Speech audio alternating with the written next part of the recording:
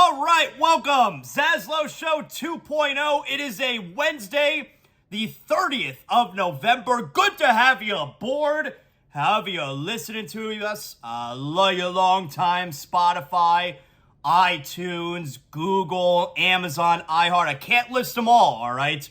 But I appreciate you guys being with us as we are in week number 5, technically, of ZASLOW Show 2.0. Make sure you like, you rate, you comment, you do all that stuff. The algorithm loves when you do that, and then I make all the money. So I appreciate everybody. So, got a fun show planned for everybody today. And of course, ZASLOW Show 2.0 is always brought to us from our day one title sponsor, Anidjar and Levine, accident attorneys. If you're dealing with any kind of personal injury, if you're listening to this show right now, I consider you my friend, right? And I want to make sure I take care of my friends. So if you're dealing with an injury, however it came from, a slip and fall, motorcycle accident, car accident, bike, Anidjar and Levine, accident attorneys, they take care of you so you don't have to worry about all the extracurricular stuff that's going to stress you out. You need to worry about healing and getting better, and they are the ones that handle getting you the money and getting you the compensation that you deserve. Anidjar and Levine, accident attorneys, 800-747-FREE.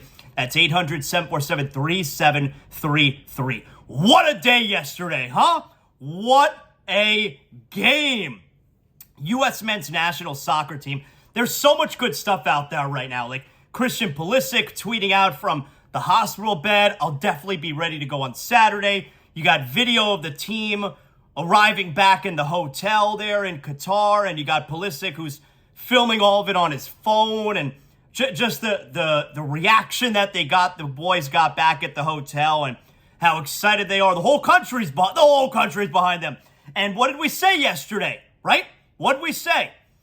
Yesterday had to be the game that Christian Pulisic puts his stamp on U.S. men's national soccer. And that's exactly what happened yesterday. Not only does he do that, not only does he get the U.S. on the board first, not only does he have the game winner, but he gives up his body. I mean, he went penis first into that goal, and United States win 1-0. Christian Pulisic, Captain America. He did it. That's what we talked about going into the game, right? It's got to be Pulisic. If he's the best player on the team, if he's quite possibly the best player the U.S. have ever had, in a must-win situation, in the biggest game that the U.S. men's national soccer team has ever had, it's got to be Pulisic.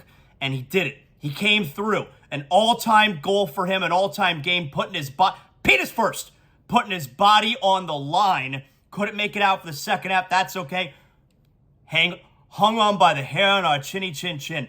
The last few minutes, oh my God, when they announced they're putting 9 more minutes of stoppage time, the last few minutes of that game, incredible. Just hanging on, get it out of the box, get it out of the attacking third.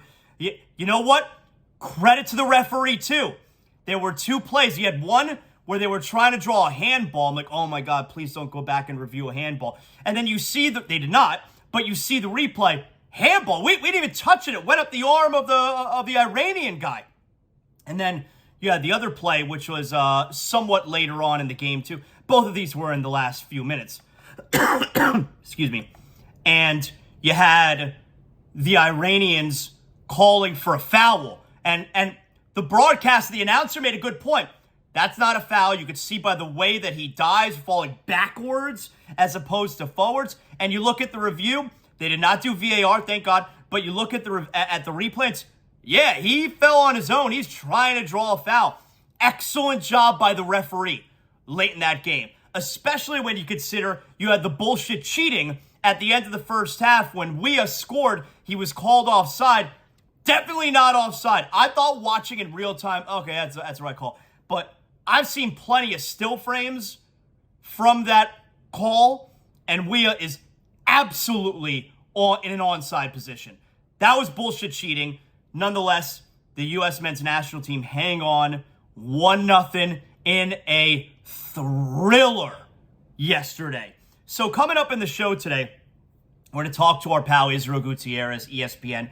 We're going to talk plenty about the U.S. men's national soccer team yesterday in the match We'll do a little Dolphins, a little bit of heat with him as well. Spiro Ditas, NFL and CBS, he will join us on the show today as well. He had the call for the Dolphins this past Sunday. He's also got Browns and Texans this weekend, which is Deshaun Watson's return. But we're going to talk some Dolphins football with Spiro Ditas. That'll be coming up later on in the show today. And oh my God, the Panthers. Like last night was me at my most masochistic. I mean, the Panthers, they're getting their ass kicked all night long. It's late night with the Cats, and I can't take my eyes off it. I'm just staying there, and I'm enduring it, and I'm suffering. And that was me at my most masochistic, watching that Panther game last night. They are a disaster. We'll get to the Panthers. But I want to continue on here with the soccer. So it's moments like yesterday. That game was awesome. It was so intense. I loved it. It was such a great game. It was the intensity. It was my drugs. You know how I feel about those Heat playoff games. I want you to inject that tension right into my bloodstream. It's my drugs. I'm a drug addict when I watch those games. And that's how I felt yesterday. And it's probably how we're all going to feel again on Saturday morning, 10 a.m. against Netherlands. You know what that means. Bad news for Netherlands. We all were on our drugs yesterday afternoon watching the U.S. men's national team hang on to that win. But it's games like yesterday where, I'm embarrassed.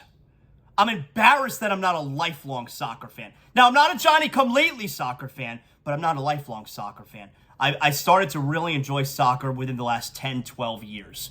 And, I was talking to my father yesterday evening, we were talking about the game, and it's like, and my dad's always liked soccer. He's not a big soccer guy, but he's always liked soccer. And I was telling him, excuse me, where, and you got all the ugly American stuff. Oh, the clock, it goes up, it doesn't stop, all that stuff.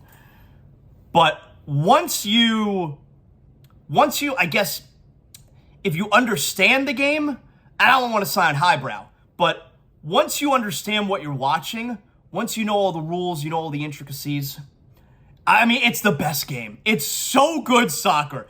I don't know how anyone, yes, it was 1-0. One goal, 90 minutes, 1-0. I don't know how anyone can watch that game and say it was boring because only one goal was scored. You don't know what's going to happen. You don't know when the build is going to come. It can happen at any second.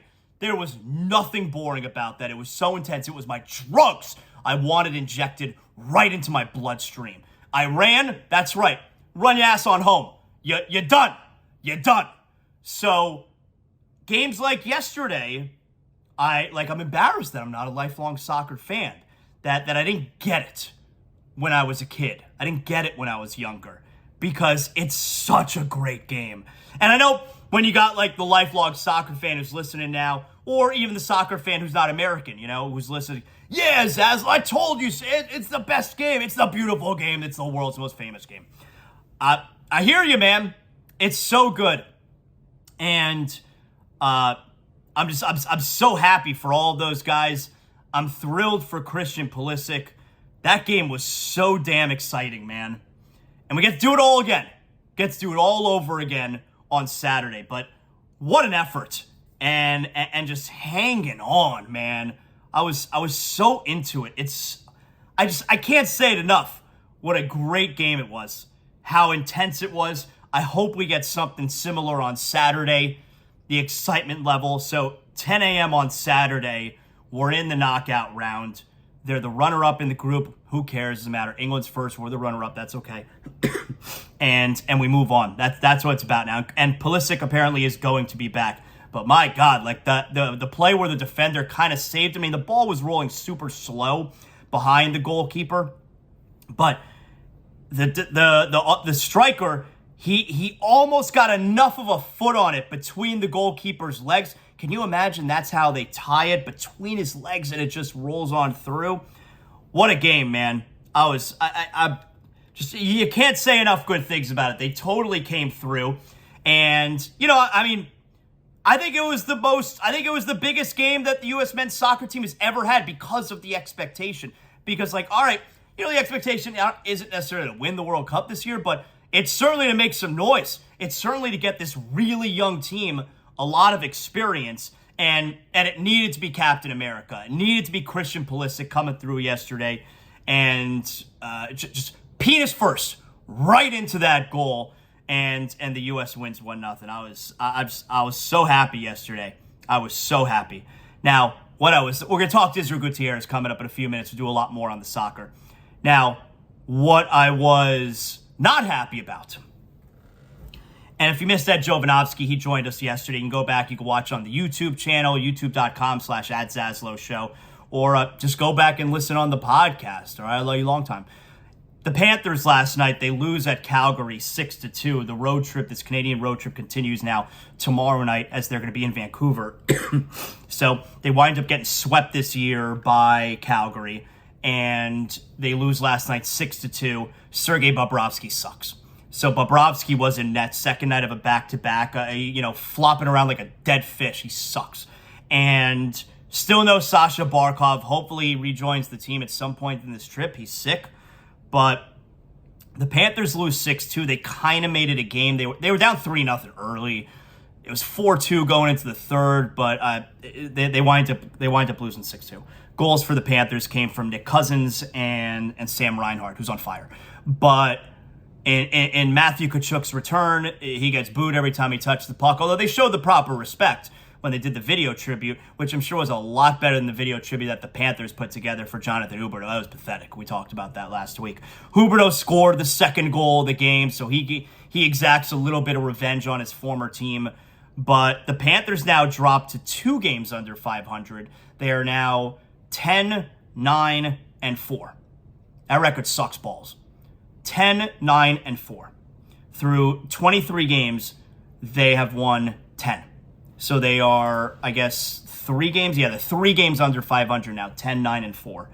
And they're out of a playoff position right now. Not that there's not an incredible amount of time left, yes, but it's hard making up ground in hockey. You can't dig yourself a hole like the Panthers are doing.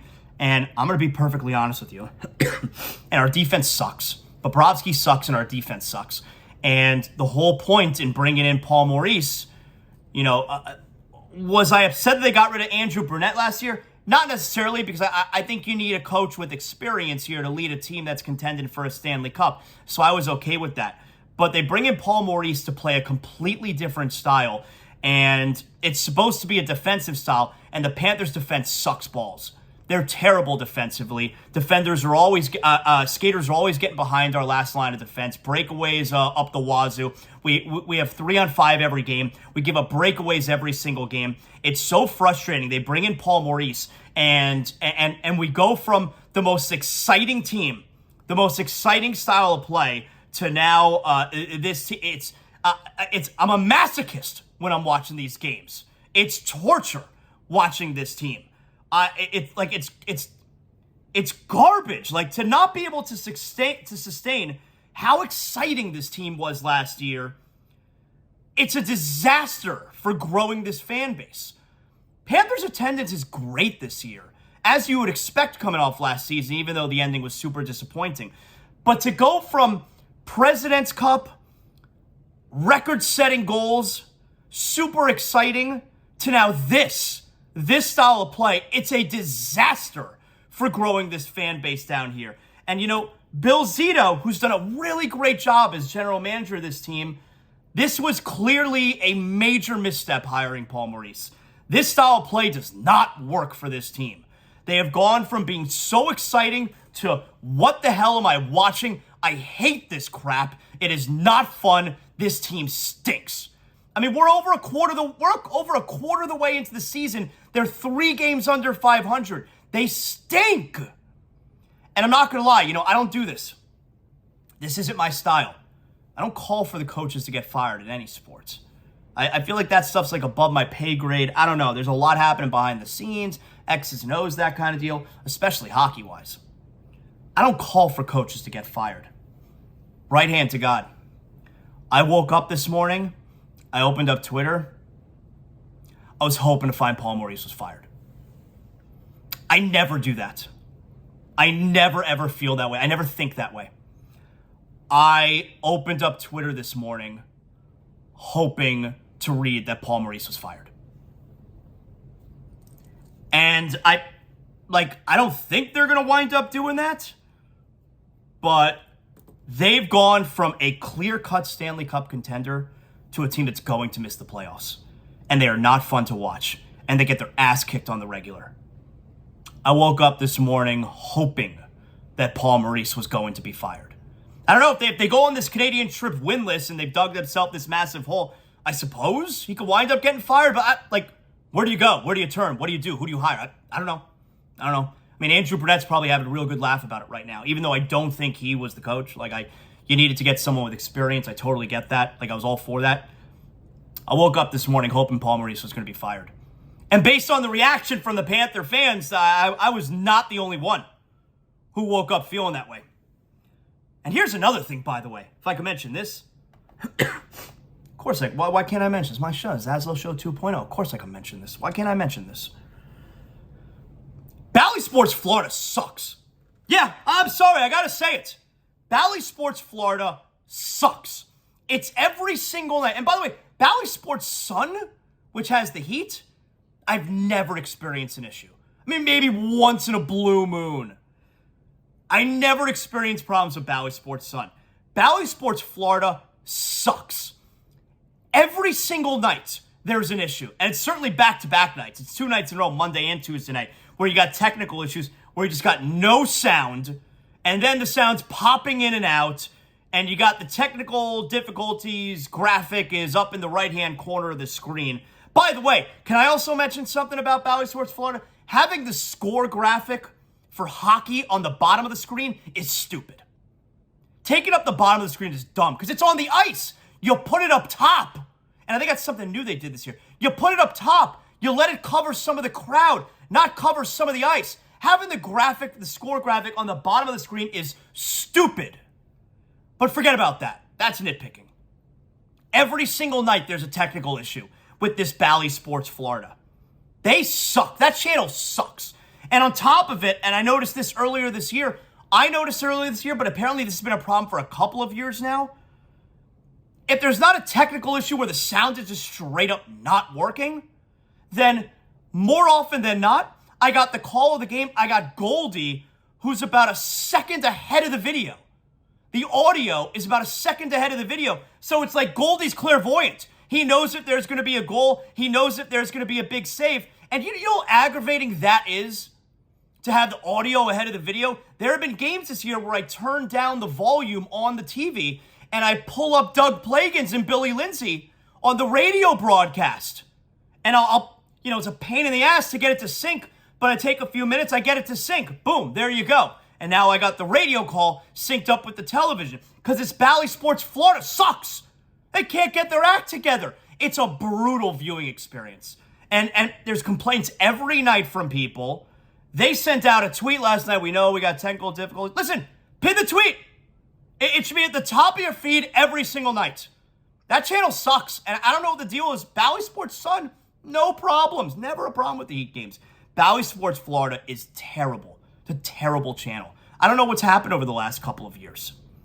I really did wake up this morning hoping Paul Maurice was going to be fired. All right. Anyway, hey, if the Panthers made you sick, maybe they did. Maybe the Panthers have made you sick. I mean, I told you last night I felt like a masochist watching that game. Now, you don't do this if you're a masochist, but if you're sick, you got to call Doctors on Call 365.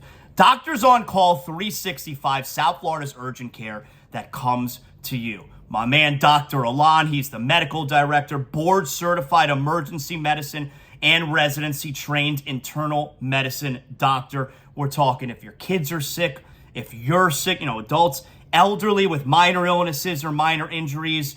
You need IV fluids, vitamin therapy. Last week, I called Dr. Alon, came over to my house, tested me for COVID and the flu. You need a strep test.